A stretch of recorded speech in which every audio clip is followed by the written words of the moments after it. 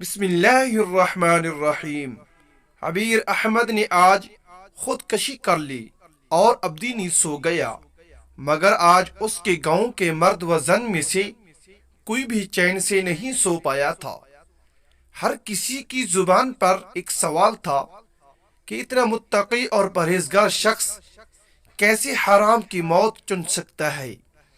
اس کی کینسر کی مریض بیٹی نے اس کے سوئم یعنی قلن والے دن خواتین کی محفل میں اس سوال کا جواب دیا تھا۔ اس کی بیٹی کا نام عطیہ عبیر تھا۔ وہ کینسر کی مریض تھی۔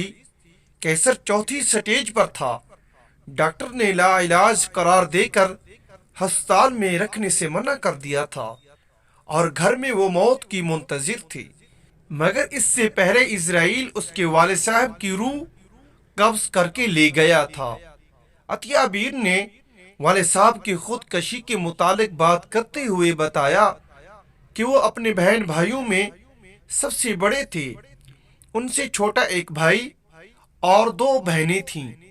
ان کے والد صاحب یعنی میرے دادا بیمار ہو کر بستر سے جا لگے اور پھر کبھی نہ اٹھ سکے، تو میری دادی نے بچوں کی پرورش کے لیے کام کاج کرنا شروع کر دیا، مگر میرے والد صاحب کی غیرت نے گوارا نہ کیا کہ ان کی ماں کما کر لائے اور وہ کھائیں، لہٰذا انہوں نے تعلیم کو خیر آباد کہا اور محنت مزدوری شروع کر دی۔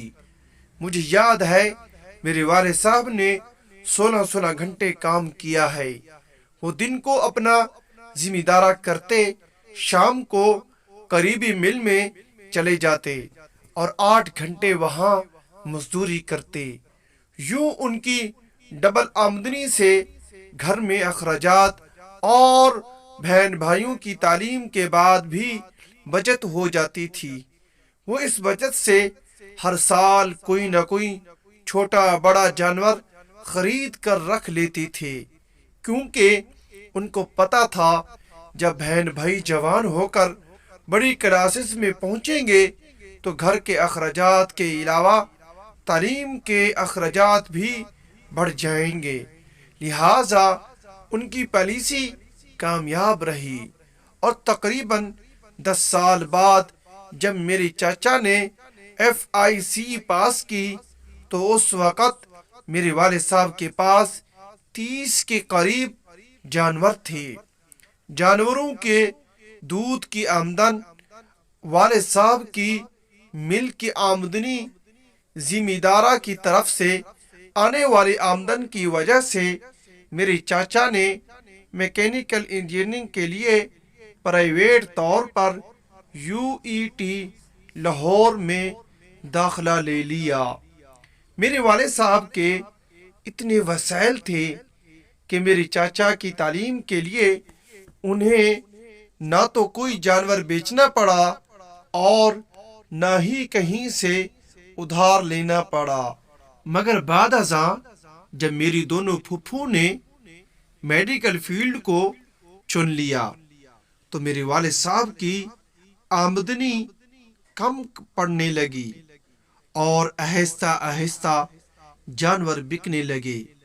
دوسری طرف میرے والد صاحب شادی کر چکے تھے اور ہم لوگ بھی پیدا ہو چکے تھے، لہٰذا اب گھر کے اخراجات کو بھی دیکھنا تھا۔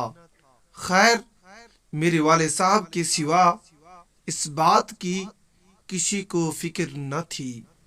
میرے چاچا انجینئرنگ کے بعد فارغ ہوئے تو انہوں نے ہیوی انڈسٹریز ٹیکسیلا میں ملازمت اختیار کر لی، مگر انہوں نے میرے والد صاحب کو کسی قسم کی سپورٹ نہ کی، بلکہ اپنا پیسہ جمع کرنے لگے تاکہ کاروبار کر سکیں۔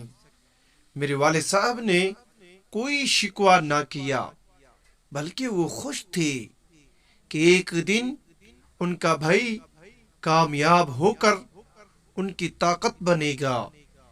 دوسری طرف میری دونوں پھپھوں کے ڈاکٹر بننے تک ہمارے تقریباً سارے جانور بک چکے تھے، بس اب گھر اور زمین باقی تھی۔ میری ایک پھپھو نے تعلیم مکمل ہوتے ہی شادی کر لی اور شوہر کے ساتھ کینیڈا منتقل ہو گئیں۔ انہوں نے ہم سے قطع تعلق کر لیا، مڑ کر ہماری خبر نہ لی، یہاں تک کہ اپنے والد صاحب یعنی ہمارے دادا کی وفات پر بھی نہ آئیں۔ دادا کی وفات کے بعد دوسری پھپھو نے بھی لندن جا کر تعلیم حاصل کرنے کی ضد لگا لی، تو میرے والد صاحب نے زمین سے اپنا اور چھوٹی یعنی اسی پھپھو کا حصہ بیچ کر انہیں بھی لندن بھیج دیا اور خود خالی ہاتھ رہ گئے۔ اب صرف مل والی ملازمت اور باقی دوسرے بھائی اور بہن کی زمین تھی، جس پر کاشتکاری کر کے انہوں نے ہمیں کھانا پلانا شروع کر دیا، مگر ہم دونوں بہنوں کی تعلیم چھڑوا دی۔ میں نے پڑھنے کی ضد کی تو میرے والد صاحب رونے لگے اور ہاتھ جوڑ کر کہا، یہ حق مجھے معاف کر دو۔ لہٰذا ہم دونوں بہنوں نے والد صاحب کے پاؤں چوم کر سینے سے لگا لیے اور مڑ کر کبھی پڑھائی کا نہ سوچا۔ میرے والد صاحب نے میٹرک تک میرے بھائی کو پڑھایا۔ جب میرا بھائی میٹرک میں تھا تو باقی تینوں بہن بھائیوں نے زمین اور گھر سے حصہ مانگ لیا۔ میرے والد صاحب کے پاس اتنے پیسے تو تھے نہیں کہ پیسے دے کر گھر رکھ لیتے۔ اپنی اور چھوٹی پھپھو کی زمین وہ پہلے ہی بیچ چکے تھے، لہٰذا باقی زمین دونوں بہن بھائیوں کو دی اور گھر ان تین بہن بھائیوں کو دے کر ہمیں ساتھ لیا اور کسی دوست کے خالی گھر میں منتقل ہو گئے۔ میری چچا نے اپنی دونوں بہنوں کے ساتھ مل کر ایک ٹیکسٹائل مل لگا لی اور اپنا کاروبار شروع کر دیا۔ آج وہ شہر کی جانی مانی شخصیت ہیں۔ خیر، وقت گزرتا ہے اور میں دماغ کے کینسر کی مریضہ بن جاتی ہوں۔ دوسری طرف ایک حادثے کی وجہ سے میرے والد صاحب کا ہاتھ کٹ جاتا ہے اور مل والے انہیں فارغ کر دیتے ہیں۔ جب گھر میں فاقوں کی نوبت آتی ہے تو کچھ دن پہلے میرے والد صاحب اپنے بھائی کی مل میں کام لینے کی خاطر جاتے ہیں، جہاں ان کے چھوٹے بھائی اور بھابھی دفتر میں بیٹھے ہوتی ہیں۔ میرے والد صاحب اپنے بھائی کے سامنے اپنا مدعا بیان کرتے ہیں، جس پر میرے چاچا کہتے ہیں، میں مل کے بیرونی معاملات دیکھتا ہوں، اندرونی معاملات تمہاری بھابھی دیکھتی ہے، ان سے مل لو۔ میری چچی میرے والد صاحب کو دیکھتے ہی کہتی ہے، تمہارا تو ایک ہاتھ ہی نہیں ہے، تم کیا کام کر سکتے ہو؟ ہم بنا کام کے تنخواہیں دینے لگیں تو یہ کارخانہ 2 دن بھی نہیں چلے گا۔ میرے والد صاحب مدد طلب نظروں سے بھائی کی طرف دیکھتے ہیں اور بتاتے ہیں کہ ان کے گھر میں فاقے ہیں۔ کینسر زدہ بیٹی 2 دن سے بھوکی ہے، مگر میرے چاچا کے دل میں کوئی رحم پیدا نہیں ہوتا۔ وہ معذرت کرتے ہوئے کہتا ہے، ہم کو تو ورکر کی ضرورت نہیں، تمہیں اپنے دوست کی مل میں صفائی کرنے والا رکھوا سکتا تھا، مگر ایک ہاتھ سے معذور انسان صفائی کیسے کرے گا؟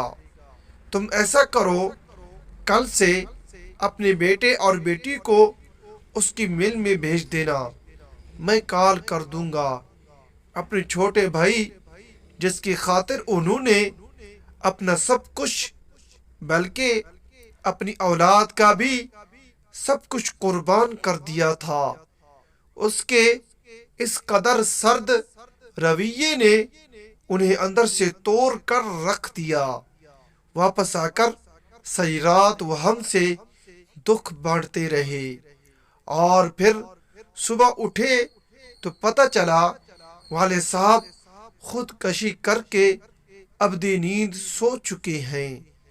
میں یہاں بیٹھی ہوئی سب بہنوں سے التجا کرتی ہوں، خدارا بڑے بھائیوں کا احسان یاد رکھیں، اور بھائیوں سے کہتی ہوں خدارا اپنی اولاد کا حق بھی اپنے بہن بھائیوں پر قربان نہ کر دیں، ورنہ بعد میں فقط پچھتاوے ہوں گے۔ آپ کی لاش گھر میں پڑی ہوگی اور آپ کی کیسر زدہ بیٹی رسی کی مدد سے سر کو باندھے ہوئے لوگوں کے گھروں میں جا کر پیسے مانگ رہی ہوگی تاکہ آپ کے لیے کفن خرید سکے۔ اس کے ساتھ ہی عطیہ عبیر منہ کے بل زمین پر گری اور مر گئی۔ اب کی بار عطیہ کے بہن بھائی عطیہ کے کفن کے لیے پیسے مانگ رہے تھے۔ اگر یہ ہماری ویڈیو اچھی لگے اس کو لائک، چینل کو سبسکرائب، ساتھ دیے گئے بیل آئکن کے بٹن کو ضرور کلک کریں۔ جزاک اللہ خیرہ۔